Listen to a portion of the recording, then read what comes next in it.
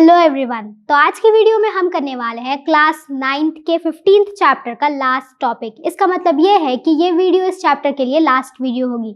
और अगर आप लोगों को इस लेसन की पूरी प्लेलिस्ट चाहिए तो मैंने यहाँ पर बना दी है। आप स्टार्टिंग से इस पूरे चैप्टर को एक बार दोबारा से देख सकते हैं। और अगर आपको ये इतनी ज़्यादा पसंद भी आई तो आप इसे शेयर भी कर सकते हैं। तो चलिए बढ़ते हैं हमारे आज के लास्ट टॉपिक की तरफ, जिसका नाम है colonialism in Africa. Mid 19th century तक अफ्रीकन लैंड को कंट्रोल करने में यूरोपियंस जरा भी इंटरेस्टेड नहीं थे।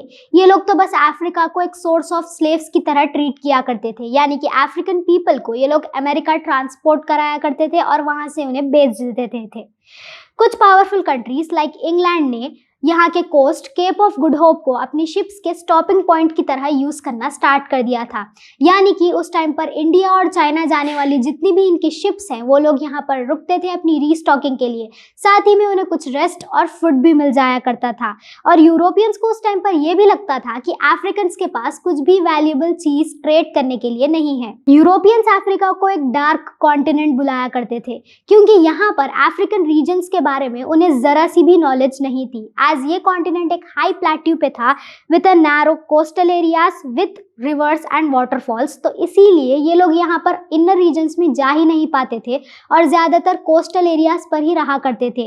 लेकिन 1850 के बाद यहाँ पर सारे अपने यूरोपियंस ने अपने एक्सप्लोरर्स को इनर रीजन्स एक्सप्लोर करने के लिए भेजना स्टार्ट कर दिया था, ताकि ये लोग भी वहाँ पर जाकर उन रीजन्स की नॉलेज ले सके।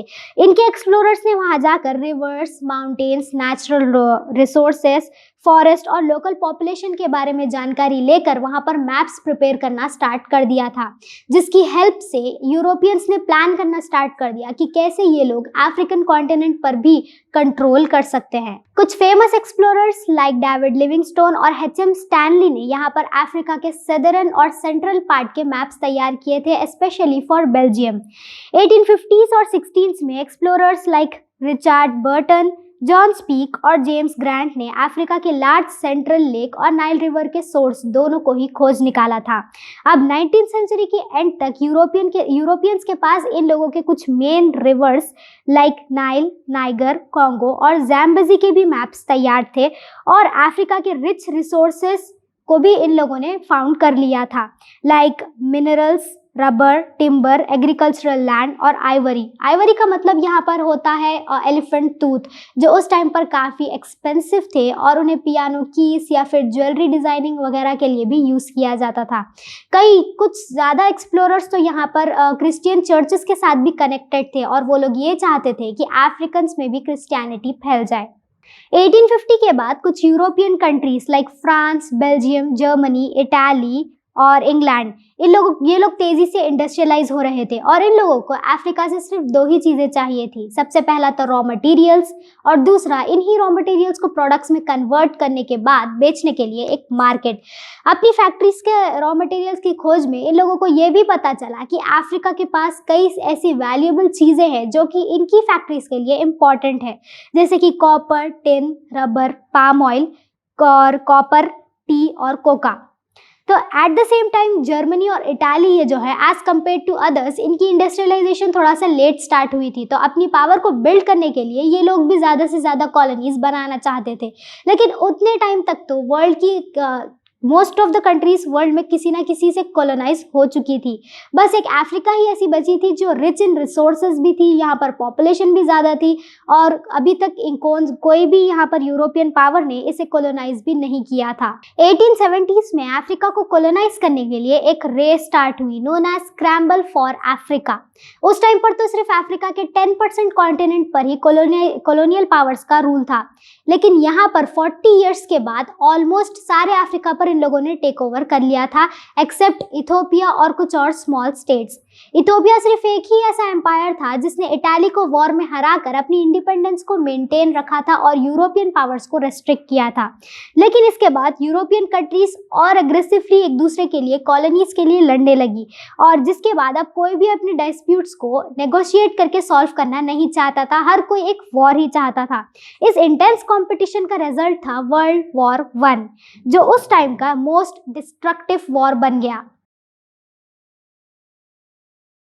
चलिए बढ़ते हैं आज के सबसे पहले सब टॉपिक की तरफ, जो कि है the experience of colonization, some case studies of Congo. 1869 में बेल्जियम के किंग लियोपोल्ड II ने सीक्रेटली अपने एक एक्सप्लोरर स्टैनली को भेजा था कॉन्गो एरिया में, अफ्रीका के। स्टैनली ने वहां पर जाकर लोकल अफ्रीकन चीफ्स के साथ कुछ एग्रीमेंट्स किए और उनकी लैंड्स को अपने पास रख लिया, और अपने कंट्रोल को और ज्यादा एक्सपैंड करने के लिए किंग ऑफ कटांगा को भी इन लोगों ने मार दिया और उस लैंड को भी टेक ओवर कर लिया। 1882 में लियोपोल्ड ने उस लार्ज एरिया के लैंड को कंट्रोल करना स्टार्ट कर दिया था। ये लैंड बेल्जियम कंट्री से 75 टाइम्स बिगर थी, जिसे कॉन्गो भी कहते हैं। अब लियोपोल्ड इस सारी कॉलोनी के पर्सनल ओनर बन चुके थे, जो कि आइवरी और रबर की मेजर रिसोर्स थी। अब जो लोग यहाँ पर रहते थे उन्हें ब्रूचुअल कंडीशंस में काम करने के लिए फोर्स किया जाता था। इन लोगों के लिए रबर सप्लाई करने के कुछ अमाउंट्स फिक्स कर दिए जाते थे, और अगर उतना अमाउंट ऑफ रबर ये लोग सप्लाई नहीं कर पाए तो इन्हें कई सारी हार्श पनिशमेंट्स भी दी जाती थी। कई बार इनके हाथ भी काट दिए जाते थे। 1885 से 1905 तक 8 to 10 मिलियन पीपल की डेथ हो चुकी थी इन्हीं हार्श पनिशमेंट्स की वजह से। लियोपोल्ड ने कॉन्गो से जितना भी पैसा बनाया था उन्हें वो बेल्जियम के बिल्डिंग प्रोजेक्ट्स पर स्पेंड किया करते थे, लेकिन किंग के इस हार्श रूल को वर्ल्ड वाइड यानी बेल्जियम में भी इंक्लूडिंग बेल्जियम यहाँ पर लोग क्रिटिसाइज करना स्टार्ट कर रहे थे। तो फाइनली बेल्जियम गवर्नमेंट ने किंग का पर्सनल रूल इस कॉलोनी से हटाकर उस कॉलोनी को अपनी पार्लियामेंट के अंडर ले लिया था। ऐसे ही सिमिलर सिचुएशन इनकी नेबरिंग कॉलोनी फ्रेंच कॉन्गो यानी कि फ्रेंच कॉलोनी में भी हुई थी। यहाँ पर भी कंपनीज नेचुरल रिसोर्सेज को एक्सट्रैक्ट करने के लिए हार्श मेथड्स का यूज कर रहे थे, जिसकी वजह से 50% ऑफ नेटिव पीपल की डेथ हो गई थी। तो चलिए बढ़ते हैं हमारे आज के लास्ट सब टॉपिक की तरफ, जो है साउथ अफ्रीका। जैसे कि मैंने अभी वीडियो की स्टार्ट में आपसे कहा था कि कैसे इंग्लिश पीपल ने यहाँ पर केप ऑफ गुड होप को अपने शिप्स के लिए स्टॉपिंग पॉइंट बना लिया था, ताकि इनकी शिप्स आने जाने वाली इनकी शिप्स यहाँ पर रेस्ट और फूड इन्हें दोनों मिल जाए। तो इसी के लिए कुछ डच फार्मर्स यहाँ पर अफ्रीका आकर सेटल हो गए, और उन लोगों ने ये सोचा कि वो लोग भी यहाँ पर क्रॉप्स ग्रो कर यहीं पर क्रॉप्स को इन शिप्स को सेल कर देंगे। इन्हें हम बोर्ड्स भी कह सकते हैं। बोर्ड्स का मतलब यहाँ पर सिर्फ डच फार्मर्स नहीं है। बोर्ड्स का मतलब वो फार्मर्स होते हैं जो अलग अलग कंट्रीज यानी कि Dutch, Germany, England, France etcetera कोई भी कंट्री से आकर अफ्रीका में सेटल हो जाए, इन्हें हम बोर्ड्स कहते हैं। तो अब इन बोर्ड्स को लोकल अफ्रीकन पीपल के साथ इन लोगों के कॉन्फ्लिक्ट्स होने लगे। ये लोग लोकल अफ्रीकन पीपल को उन्हीं की लैंड से निकालना चाहते थे, लेकिन उस टाइम तक यहाँ पर ब्रिटिशर्स का कंट्रोल बढ़ता चला गया। तो इसीलिए ब्रिटिशर्स ने यहाँ पर कुछ न्यू रूल्स सेट किए जो कि इन बोर्ड्स को पसंद नहीं आए। तो इन लोगों ने इस प्लेस को छोड़कर किसी और प्लेस को चुन लिया सेटल होने के लिए। अब ये लोग डिफरेंट प्लेसेस पर चले गए सेटल होने के लिए, और कुछ लोगों ने तो अपने खुद के इंडिपेंडेंट स्टेट्स भी बना लिए। लेकिन बाद में इन लैंड से गोल्ड और डायमंड्स निकलने लगे, तो यूरोप, अफ्रीका, इंडिया यहाँ से कई सारे लोग यहाँ पर आने लगे माइनिंग के लिए। ब्रिटिशर्स को अब इन एरियाज पर भी अपना कंट्रोल चाहिए था, जिसके लिए इन लोगों ने बोर्ड्स के साथ में भी अब 2 वॉर्स लड़े। अब 1902 में के वॉर के बाद यहाँ पर बोर्ड्स ने इन लोगों को सरेंडर कर दिया, और ब्रिटिशर्स ने इनकी लैंड्स पर भी टेक ओवर कर लिया, और इन एरियाज को भी कंट्री के साथ मिलाकर टोटली कंट्री को इन लोगों ने यूनाइट कर दिया, जिसे यूनियन ऑफ साउथ अफ्रीका कहते हैं। उस टाइम पर अफ्रीका में कई अलग अलग बैकग्राउंड से लोग आकर सेटल हो चुके थे, जैसे कि English, Dutch, black African, Indians और चाइनीज पीपल। ब्रिटिशर्स ने जब अफ्रीका में अपनी गवर्नमेंट का सेटअप किया तो इन लोगों ने सिर्फ 20% पॉपुलेशन को ही वोटिंग राइट्स दिए थे। ये 20% पॉपुलेशन भी सिर्फ इन्हीं के इंग्लिश पीपल थे। बाकी के बचे हुए मेजॉरिटी यानी कि 75% अफ्रीकन्स और 5% इंडियंस के साथ इन लोगों ने डिस्क्रिमिनेशन करना स्टार्ट कर दिया था। नेटिव अफ्रीकन्स पर हैवी टैक्सेस इम्पोज किए गए थे और उन्हें फोर्स किया गया था स्मॉल एरियाज में रहने के लिए। इन स्मॉल एरियाज के बाहर भी कोई भी लैंड को ओन करना इन्हें अलाउड नहीं था, क्योंकि यहाँ पर उसके बाहर की सारी लैंड जितनी भी है उसे वाइट्स यानी कि वाइट पीपल के लिए रिजर्व कर दिया गया था। तो एज अ रिजल्ट यहाँ पर 90% अफ्रीकन लैंड वाइट पीपल ही कंट्रोल कर रहे थे। कई अनफेयर लॉज भी यहाँ पर बनाए गए थे, जिसके अंडर ब्लैक्स और इंडियंस दोनों से यूरोपियन सेटलर्स का काम करवाया जाता था, स्पेशली फार्म्स और माइंस में। इन लोगों को फ्रीली मूव करना भी अलाउड नहीं था, तो इसकी वजह से इस इनजस्टिस के खिलाफ ये लोग ग्रुप्स बनाकर प्रोटेस्ट भी नहीं कर पा रहे थे। इस रेशियल डिस्क्रिमिनेशन के सिस्टम को एपेटाइट पॉलिसी भी कहा जाता है। अफ्रीकन पीपल ने इस सिस्टम को एंटायर 20th सेंचुरी अपोज और रेसिस्ट किया। इतना सब करने के बाद फाइनली इन द ईयर 1994 में ये सब कुछ एंड हो गया। 1400 के स्टार्ट से ही यूरोपियन कंट्रीज ने वर्ल्ड के लार्ज पार्ट्स को कॉलोनाइज करना स्टार्ट कर दिया था। और अगर हम ऑब्जर्व करते हैं तो इन लोगों ने हर रीजन पर अलग अलग टेक्निक यूज़ की थी, जहां पर हर रीजन से उन्हें अलग अलग आउटकम्स भी आए थे।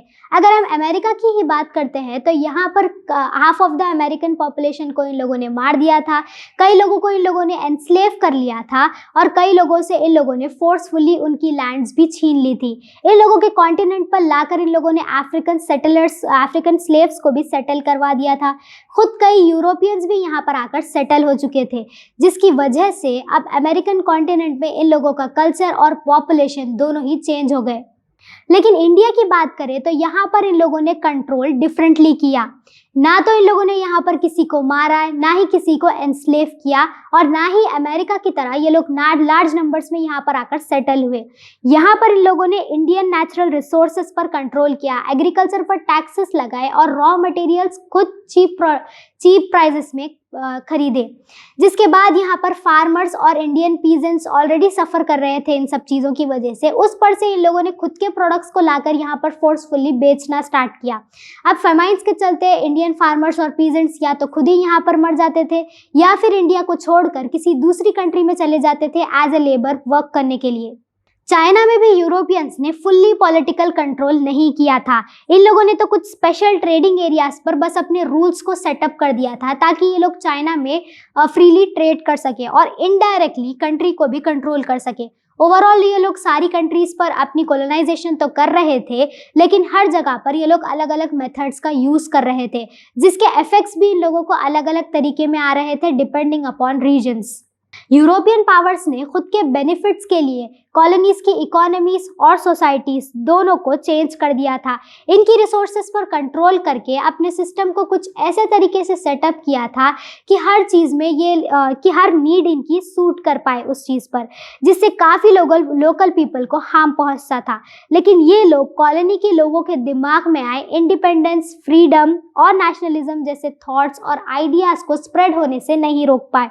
इन आइडियाज़ ने कॉलोनीज के पीपल को इंस्पायर किया, जिससे ये लोग भी अब इन टॉपिक्स को समझने लगे, अपनी स्ट्रेंथ को आइडेंटिफाई करने लगे, जिसने इनकी हेल्प की कॉलोनियल रूल को रेसिस्ट करने में, उसके अगेंस्ट फाइट करने में और अपनी इंडिपेंडेंस के लिए जीतने में भी।